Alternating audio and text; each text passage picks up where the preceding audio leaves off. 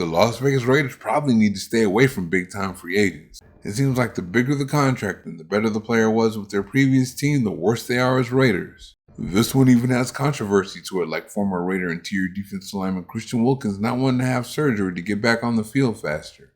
He wouldn't even allow the Raiders team doctors to do their due diligence on him, so what else were they supposed to do? The Raiders had no choice but to void the rest of his contract and move on. They only got 5 games out of him for darn near $50 million as it is. So who will the Raiders move on with in Wilkins' stead? This is something the Raiders surely had to have thought about already, right? They just might have their leading candidate already. The one good thing for the Raiders about replacing a guy like Wilkins is they got off to a head start on it last year. He suffered a Jones fracture to his foot that set this whole thing in motion, so they've had to find solutions for his absence. Adam Butler was already the guy on the interior in 2023 and had a big part of the Raider defense being number 1 in the NFL the second half of the season that year. We were looking forward to seeing what he and Wilkins could do on the inside with Crosby and Malcolm Kuntz on the outsides. It's very unfortunate we never got to see that with Wilkins and Kuntz having injuries. Crosby missed 5 games himself last year. Either way, the Raiders had to find a replacement for Wilkins, and they went through a few guys before they eventually settled on Jonah Laulu. Laulu was the 7th round pick of the Indianapolis Colts in the 2024 NFL Draft and cut on the final cut down day. The Raiders then snatched him up on waivers and he eventually took Wilkins' place when he got injured. At 6'5", 292 pounds, his athleticism was apparent from the start. In 7 starts, he had 35 tackles, 3 for a loss, 10 pressures, and a sack.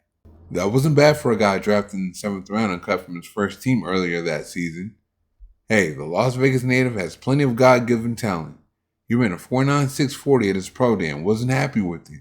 He had been running in the 4.7s and 4.8s leading up to that pro day, and he was hoping for something in the 4.6s.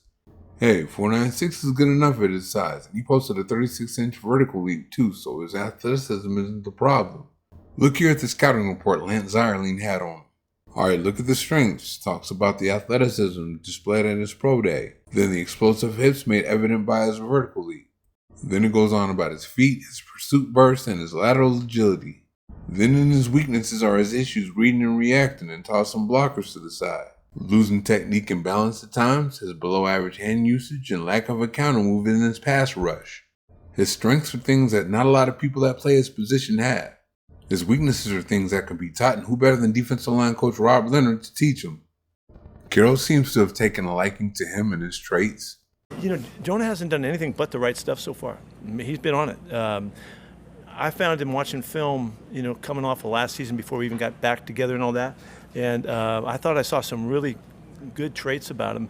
And so I've been kind of in his corner the whole time, pushing him to be one of in the front line of this thing. And so far, he's shown us the flexibility to play different spots, which is good. He's playing really hard. He's playing really smart, and he's making a bid for us. So it's exciting. He's not just going off of what he's done in shirt and shorts either. He's going off of what he's done on film. We'll obviously see what happens in September, but Max Crosby seems to be a big believer in him too. When asked about the whole Raider defensive line this year, he pointed Laulu out as special. He had to make quite the impression on Crosby for him to use special to describe him. Yeah, they've been great. I can't lie. You know, Jonah is a special talent.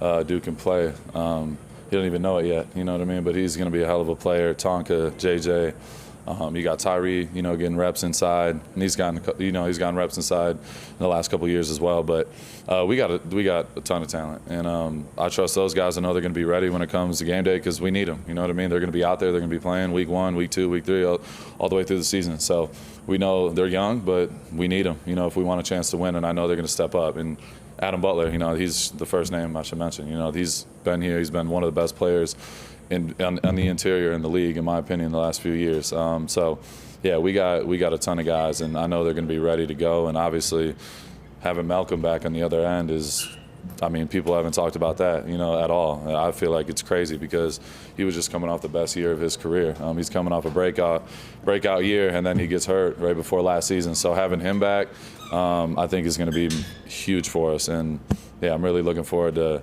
continuing getting better with him every day. To continue with that. Let me say this first. You know the old saying, once a Raider, always a Raider? Well, let me tell you something. That doesn't apply to everyone. It doesn't apply to Randy Moss. It doesn't apply to Devontae Adams. And no, it doesn't apply to Christian Wilkins either. Yeah, I'm probably missing some other guys, but you get the point with those 3. If you quit or don't go all out, you ain't no Raider.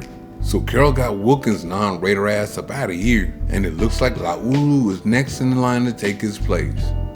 He has his physical gifts, but he has plenty to learn, so we'll see. Thank you for watching. See you next time.